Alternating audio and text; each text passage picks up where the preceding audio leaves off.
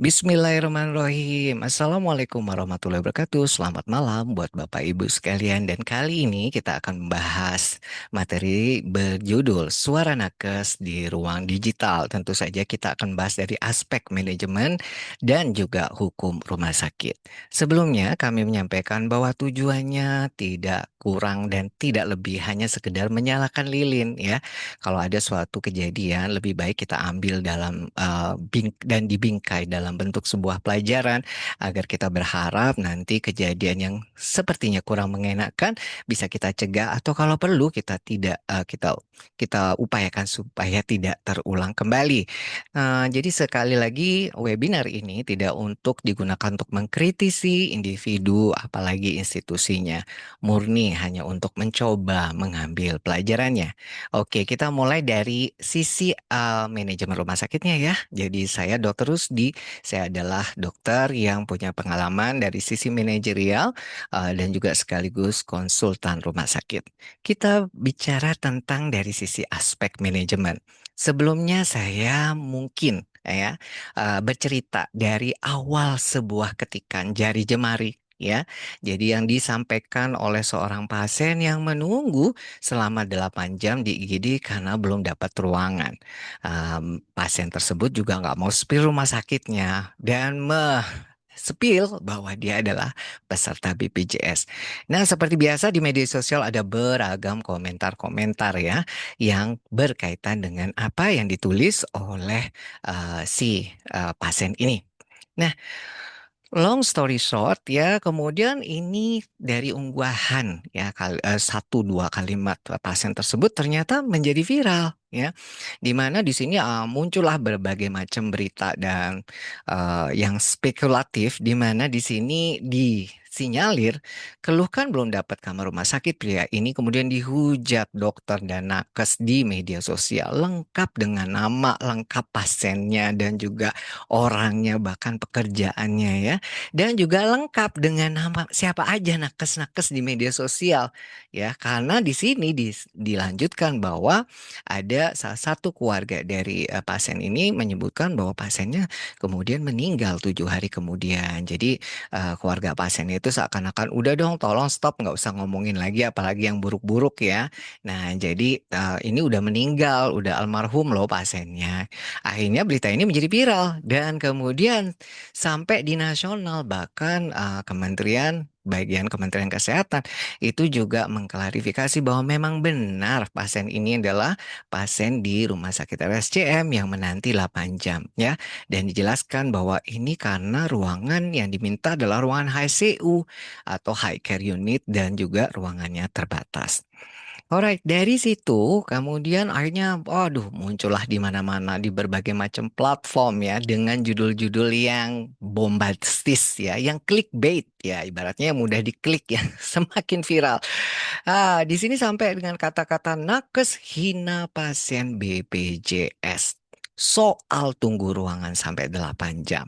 Ya, dan bukan hanya judul-judul yang bombastis sampai dicari siapa nih ya dokter khususnya yang mestinya nolong pasien malah justru mencibir pasien BPJS yang sampai nyawanya itu sampai juga nggak tertolong gitu ya. Udah bertanya-tanya seperti ya di mana-mana netizen begitu ya. Nah sampai akhirnya ya even KKI, Konsil Kesehatan Indonesia mampu mengidentifikasi ya ada 10 rumah sakit yang terkait dengan nakes yang bersangkutan yang diduga komentar nir empati ke pasien BPJS tersebut. Even KKI pun mampu mengantongi 10 identitas Pak nakes tersebut ya yang terkait dengan rumah sakitnya. Lalu apa yang disampaikan oleh KKI? Kita dengar sama-sama ya. Ini ada 10, sudah ada di rumah sakit mana, rumah sakit mana, rumah sakit mana, gitu ya. Bahkan statusnya ada yang PNS, ada yang PPDS, ya, ada yang dokter umum, yang swasta, perawat juga di swasta, dokter gigi juga swasta, gitu ya. Nah rumah sakit ini, sebagaimana yang kami sampaikan tadi bahwa pembinaan dan pengawasan di lokasi tempat mereka bekerja itu menjadi tanggung jawab mereka juga. Jadi jangan sampai direktur tidak punya tanggung jawab loh membina itu. Kalau ada kasus kasus ini dia juga kita minta proaktif, gitu ya. Nah, dalam kasus ini maka termasuk ini kita minta untuk proaktif. Jadi mekanisme investigasi dugaan pelanggaran tadi, apakah pelanggaran etika, pelanggaran disiplin profesi, dan pelanggaran hukum, itu ada proses dan mekanismenya. Makanya nanti kami akan melihat sejauh mana ini pelanggaran. Apakah hanya pelanggaran etika, karena dilakukan virtual kan? Tidak mungkin pelanggaran profesi gitu ya, virtual.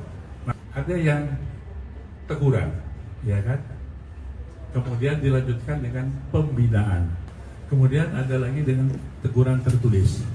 Nah, kalau dia masuk ada disiplin profesi, ya, maka itu pun ada ringan, sedang, berat. Kalau sedang dan berat, bisa sampai ada memberikan penonaktifan STR namanya ya, penonaktifan STR. Bisa sebulan, bisa 2 bulan, 3 bulan, itu melalui mekanisme peradilan di Majelis Disiplin Profesi. Dan terakhir, ada pencabutan juga STR. Nah, apabila ada penonaktifan STR, maka diikuti dengan penonaktifan SIP. Artinya dokter itu tidak boleh praktek dulu, sesuai dengan hukumannya. Kalau 3 bulan ya 3 bulan, kalau 6 bulan 6 bulan. Iya, terus terang seperti yang tadi disampaikan oleh KKI, saya sebagai orang rumah sakit juga keder-keder ya. Rumah sakit juga diminta untuk ikut bertanggung jawab. Direktur harus proaktif bertanggung jawab ya. Dari apa yang diketik ya, apa yang diketik ya di media sosial itu harus bukan hanya diketik, yang diupload itu harus ikut bertanggung jawab. Tadi beliau menyampaikan bisa kena bagian etika, bisa juga disiplin profesi atau hukum yang lain akan diproses. Ya, dan itu tegurannya bisa berupa ya teguran secara lisan, tertulis, atau bahkan sampai di level ya kalau misalnya disiplin profesi ini bahkan sampai bisa dicabut STR ya atau SIP-nya juga sedemikian. Wah, nah ini nanti kita bisa tanya kepada beliau ya, Dr. Ardianto Panggeso mengenai proses masalah hukum. Nah, Ini ada sekali lagi, ternyata memang berikutnya ya disinyalir ada 4 rumah sakit yang sudah jatuhkan sanksi.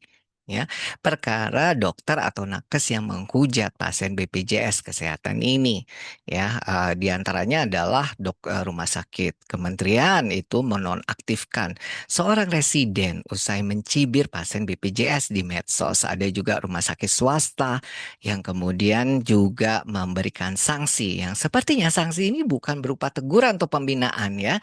Jadi saya kurang tahu persis ya karena itu memang haknya daripada rumah sakit atau mungkin sesuai dengan kebijakan rumah sakit yang tadi diminta proaktif untuk ikut bertanggung jawab.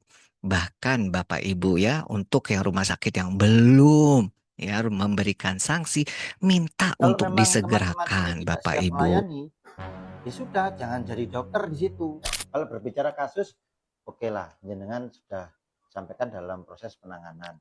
Inspektorat, harapan kami kan bisa koordinasi, Mas Taufik bisa koordinasi, jadi lintas komisi. Cuman sampai hari ini kan sudah lama ini kejadiannya, Bu. Sementara kami nonaktifkan untuk proses pemeriksaan. Proses pemeriksaan ini berjenjang mulai dari puskesmas, dinas kesehatan, termasuk kami juga minta bantuan RSUD Kanjuruhan untuk dia diperiksa kejiwaan. Yang kabupaten kota lain cepat loh, Bu. Ada yang langsung nonaktif dari rumah sakit itu. Nah, ini ya. Langsung dipecat. Nah, bahkan anggota dewannya udah ngomel. Kok rumah sakitmu belum menghukum, belum kasih sanksi?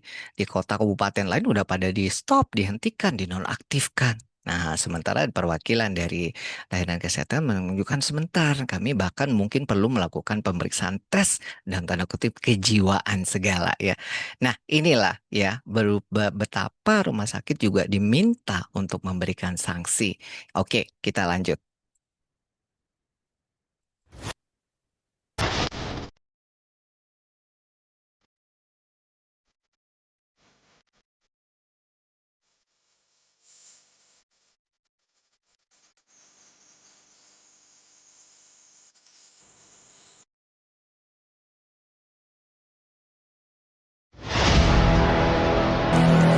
Ya, terus terang, kalau saya pribadi, kebetulan saya menginisiasi webinar itu udah lebih duluan ya dibandingkan beliau Dr. Ardi.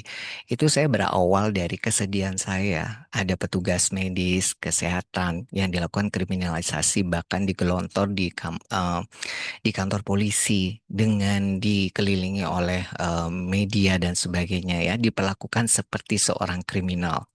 And then saya kemudian tersentuh dengan sebuah tulisan bahwa we cannot punish our way to safer medical practice kalau tetap melakukan yang namanya kriminalisasi.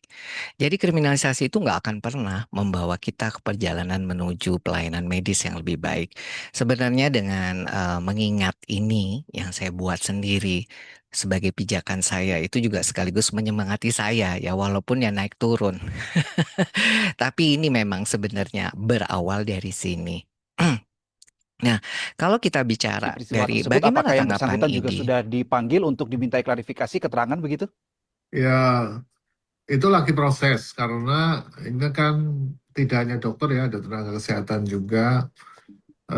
Beberapa kan ada di Jogja, ada di mana kan gitu loh. Katanya ada yang di NTT. Itu nanti di wilayah atau di cabang setempat yang akan memanggil dan itu masih dalam proses. Dan kita juga tidak tahu ternyata yang mengomentari itu bukan dokter yang menangani ya. Tapi hanya sebuah celotehan yang ada di medsos, tapi itu tidak boleh itu. Dokter itu wajib empati, gitu. Siapapun kalau kan kita bekerja berdasarkan sumpah dokter dan kode etik. Di situ kita mulai pembuahan sampai meninggal kita harus menghormati pasien, memberikan pelayanan setinggi-tingginya, walaupun itu bukan pasien. Dokter itu jiwanya adalah jiwa penolong gitu loh, bukan nyinyir seperti itu. Tapi perkataan seorang dokter dan tenaga kesehatan seperti itu apa ya, saya nggak tahu. Itu memang nanti dipanggil dasarnya apa karena dia selama ini ditekan melayani pasien BPJS yang tanda kutip pembiayaannya sedikit kurang tapi bebannya tinggi, kita nggak tahu itu. Kan kita harus tahu kenapa dia ngomong seperti itu. Dan itu Oke, kita harus tahu kenapa kok sampai ngomong seperti itu. Karena dokter adalah jiwanya penolong, bukan yang menyinyir gitu ya. Ya, ini harus dicari tahu kenapa seorang dokter yang seharusnya menolong pasiennya justru dalam tanda kutip terkesan, bahkan itu bukan pasien nih ya, ini diketikan media sosial terkesan malah nyinyir ke pasiennya. Nah, bagaimana dengan tanggapan public Masalah figure? ini udah jalan lama banget, 12 tahun berjalan masih kayak gini. Dan ini adalah masalah yang dirasakan sama para nakes sampai titik mereka frustrasi. Namun karena mereka tidak bijak, mereka mengamuk dan meluapkan frustrasi mereka kepada orang yang sialnya meninggal dunia. Jadi sekali lagi, tidak membenarkan ucapan mereka, tapi kan apa lu nggak penasaran kenapa kok bisa kompak banget kayak gitu mulutnya gitu? Jawabannya adalah dugaan gue frustrasi dari permasalahan di BPJS yang nggak selesai-selesai. 12 tahun mereka berjalan nggak selesai-selesai. Pertanyaannya, kenapa Panji ngomong ini di Sila? Karena 12 tahun BPJS berjalan masih berantakan. Bayangin MBG dan Kopdek. Oke, itu dari tanggapan public figure ya. Tentu saja ini juga perlu kita dengar. Ternyata di sini juga ada utak-utik. Bagaimana dengan bayangin MBG dan Kopdes? Kenapa itu jadi penting ya? Karena kalau dari saya sendiri, saya mau menggarisbawahi. Kenapa sih kok bisa viral? Ya, banyak sekali berita-berita yang mungkin pastinya perlu diangkat, tapi juga yang nggak dapat perhatian. Why? Dari satu unggahan pasien, kemudian juga dari celotehan nakes, kemudian bisa viral senasional, sampai di Kementerian Kesehatan bahkan di KKI pun ikut turun dan bahkan dalam tanda kutip ya memberikan penekanan rumah sakit ikut bertanggung jawab. Kalau saya baca-baca, saya memang bukan ahli sosial media, tapi kalau saya kulik-kulik ya, kenapa berita itu bisa diviralkan? Berita itu loh bisa diviralkan, artinya dikondisikan. Ada sesuatu yang dibuat. Bisa pakai buzzer, Oh, Mas Panji tadi bisa saja itu bagian ya atau nggak tahu atau itu sebatas dugaan karena hari gini kadang kita nggak tahu siapa teman, siapa lawan. Bisa juga karena ada yang mencoba mengeksploitasi emosi publik ya atau juga karena ada permainan algoritma ya yang mana ini juga ada yang mengatur ya karena berita saya pernah bahkan ditawari dokter mau diviralkan beritanya diviralkan gitu ya atau juga karena adanya pengalian isu baik untuk yang tahu ini tentu saja bukan kapasitas saya menjawabnya tetapi yang saya pahami bahwa semakin menekankan ya bahwa motif ya dalam tanda kutip yang viral itu ujung-ujungnya no viral no justice ini yang dipercaya oleh masyarakat. Kalau nggak ada viral pasti nggak akan ada keadilan. Semakin nanti akan membanyakin mereka-mereka dan menginspirasi yang lain untuk mencoba memviralkan, mencari bantuan di media sosial. Nah, sayangnya ya, apakah ini juga kita cukup kuat mental untuk tidak ikut terlibat dalam dalam konteks viralnya berita-berita di media sosial? Toh kita juga sebelum jadi dokter atau pas sudah jadi dokter itu juga bagian daripada media sosial itu sendiri dan kita juga adalah ya bagian daripada netizen itu sendiri. Nah, saya juga menggarisbawahi ini ada yang namanya iceberg phenomenon. Ya, justru memang betul diidentifikasi ada 10 nakes yang diduga nirempati apapun alasannya. Masih mau dicari tahu apa sebabnya. Ada berbagai dugaan kenapa bisa menjadi nirempati. Tapi yang jadi pertanyaan, is it individual problem or is it a system problem? Apakah ini masalah individu? Ya, hanya 10 atau sebenarnya di bawah ya iceberg fenomena itu banyak sekali. Bahkan bukan di media sosial sudah terang-terangan nirempati kepada nakesnya. Ya, bukan kapasitas saya sekali lagi untuk menjawabnya ya. Kalau kita harus semua berbasis evidence base, mana penelitiannya? Ya, siapa yang berani ya untuk menjelaskan secara berbasis evidence base, bukan sebatas dugaan. Karena kalau mencari akar dari suatu masalah, tentu saja tidak mudah ya. Nah, sekali lagi, tapi saya membaca berbagai macam ya literatur yang mungkin perlu mendukung dan sebagai salah satu hal yang perlu kita Menurut cermati. Habib, aku tuh dikasih berapa per pasien dari BPJS itu? Pasien datang kecelakaan, wah aku harus infus, aku harus jahit, aku harus bikin dia sadar lagi sampai dirawat terus sembuh. Ya, aku dapat berapa? 30.000 rupiah. Alright, ini adalah dokter muda yang sekarang itu lagi ngehits, dokter Gia ya, yang mungkin baru tahu pasien itu dapat 30.000 sekali ini ya. Wah, beberapa bahkan kurang dari namanya 30.000 ya Bapak Ibu. Nah, baru dia cerita. Sekian lama mungkin atau mungkin udah ada yang berani cerita atau belum kita nyimpen kita tetap kerjain ya.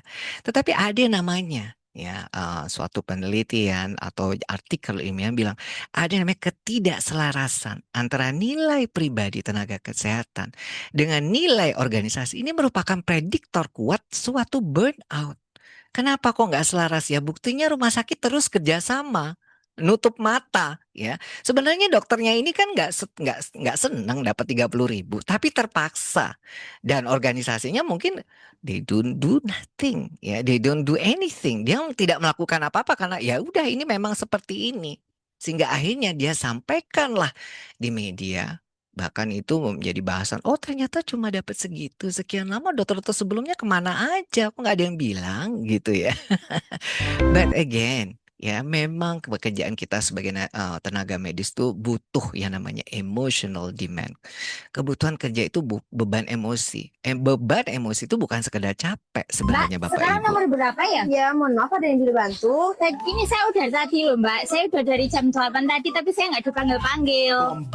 Oh iya, mohon maaf ya, karena sesuai antrian harus ditunggu dulu. Bisa nggak Mbak, saya diduluin aja. Saya kenal loh sama yang punya kliniknya. Bisa? Saya udah kenal yang punya klinik, masa saya tetap harus nomor sesuai antrian, tapi saya udah jam 8 tadi pagi. Ya, mohon maaf ya, sekarang masih antrian 10, jadi mohon ditunggu dulu ya. Ya udah deh.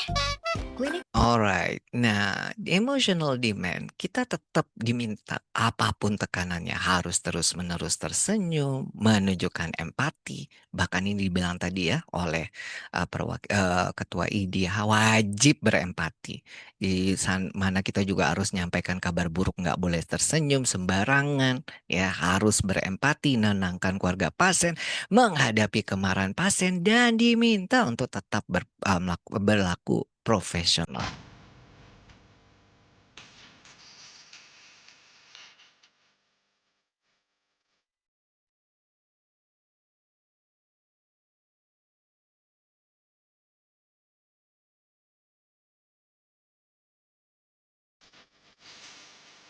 Sebenarnya konten-konten seperti ini udah ada 1 tahun belakangan, ya Bapak Ibu.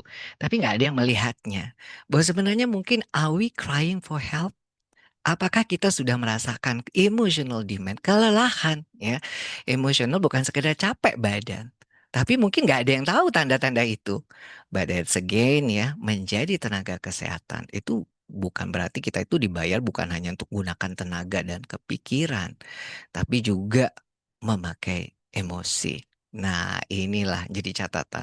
Mungkin generasi-generasi yang setelah kita ya, saya kan generasi milenial. Setelahnya ya Gen Z ya dan berikutnya ya. Nah, ini juga belum siap dengan yang namanya emosi ya. Jadi ketika organisasi menekankan efisiensi dibandingkan patient care, lebih kepada fokus efisiensi, nggak boleh rugi, pasien BPJS sekian, pokoknya kamu dibayar sekian, beban kerja berat, maka akan lebih banyak muncul emotional exhaustion. Ya, untuk generasi-generasi mungkin berikutnya dan berikutnya, are we ready for emotional exhaustion? Karena apa? Orang akan lebih cepat capek dan capek bukan hanya badan. Dan ini bisa merubah seseorang. Depersonalization. Ya, jadi orang baik itu bisa jadi nggak baik. Yang dulunya awal berempati mungkin ya mungkin sebatas di atas kertas ya. Nah, inilah menjadi persoalan bersama. Again, sekali lagi tentu dibutuhkan suatu research yang lebih dalam tentang untuk mengetahui fenomena yang ada di masyarakat. Oke, sebagaimana saya di manajemen rumah sakit sebenarnya saya kembali mengingatkan era Omnibus Law itu rumah sakit diminta tata kelolanya lebih baik. Baik kalau tata kelola klinis, finansial, resiko, tata kelola HRD dan regalnya. Rumah sakit harus kendali mutu, memperhatikan keselamatan pasien, patuh terhadap semua regulasi, even regulasi yang mungkin tidak tertulis seperti etika. Nah, karena mungkin ujung-ujungnya akan ada yang minta pertanggungjawaban sampai dengan di level proses secara hukum. Jadi pasien dan keluarganya ini memang berhak mengadukan tenaga medis, tenaga kesehatan, bahkan rumah sakitnya. Bisa mengadukan ke disiplin profesi, bisa kaitannya dengan mutu itu bisa ke Kementerian Kesehatan, bisa juga kaitannya dengan perdata atau pidana sekalipun ya. Jadi karena ini memang ada salah satu dokter ya yang tadi dipolisikan, terancam dipolisikan dan ini sudah keluar di media sosial buntut komentarnya yang dirempati ke pasien BPJS. Nah, jadi pertanyaan sekarang kalau sudah sedemikian, karena ini juga ada erat kaitannya sama rumah sakit ya, bagaimana perlindungan hukum bagi nakesnya? Ya, itulah nanti yang akan mungkin dijawab oleh beliau Dr. Ardi, analis hukum ya dari Rumah Sakit eh, RSUD Palu ya. Dan untuk itu jangan kemana-mana dan kita saksikan beliau yang jelas pesan dari keluarga ya, pesan dari keluarga almarhum Mas Yurizal Tri Khairawan ini sebenarnya menyampaikan bahwa seluruh proses terkait peristiwa yang sempat jadi perhatian itu sudah dianggap selesai. Nah, oleh karena itu persoalan ini sebenarnya tidak lagi menjadi bahan pembahasan di ruang publik. Tapi ternyata ya mungkin ya di media sosial yang saya baca bahkan sampai mau diteruskan di proses hukum atau dalam tanda kutip dipolisikan. Oke, demikian dari saya. Mudah-mudahan bermanfaat. Wassalamualaikum warahmatullahi wabarakatuh.